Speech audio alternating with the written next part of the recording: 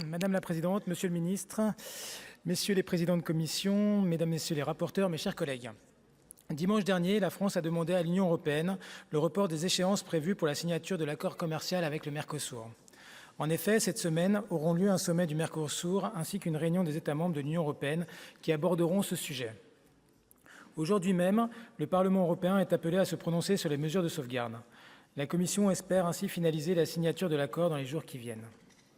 C'est dans ce contexte que nous examinons une proposition de résolution européenne aux implications majeures.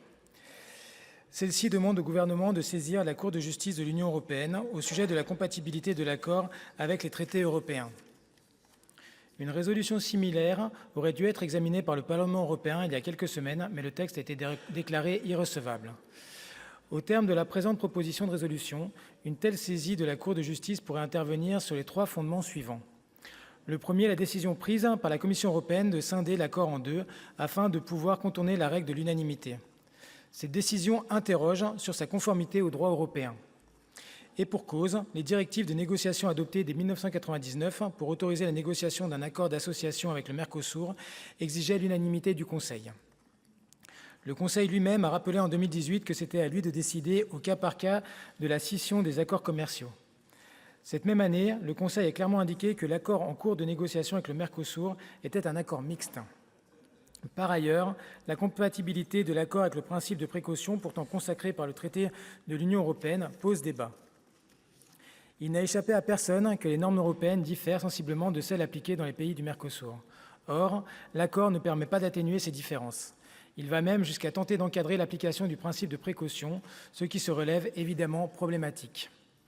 Enfin, le mécanisme de rééquilibrage pose là aussi question et constitue l'un des 3 sujets sur lesquels se fonderait la saisie de la Cour de justice. Un tel mécanisme pourrait être instrumentalisé par les pays du Mercosur pour faire pression sur l'Europe afin que nous revenions sur notre législation en matière d'environnement, de produits phytosanitaires ou de climat. Or, il faut rappeler que les traités européens eux-mêmes imposent le respect de normes exigeantes dans ces domaines. En outre, la France ne sera favorable à cet accord avec le Mercosur que si les 3 conditions suivantes sont remplies. Tout d'abord, l'ajout d'une clause de sauvegarde robuste, effective et activable pour protéger les marchés agricoles européens contre les déstabilisations. Deuxièmement, l'instauration de mesures miroirs sur les pesticides et l'alimentation animale. Quant à la 3e condition, elle porte sur le renforcement des contrôles sanitaires sur les produits importés et dans les pays exportateurs. Au jour d'aujourd'hui, ces conditions ne sont pas remplies. C'est d'ailleurs pour cela que le gouvernement demande le report des échéances prévues cette semaine.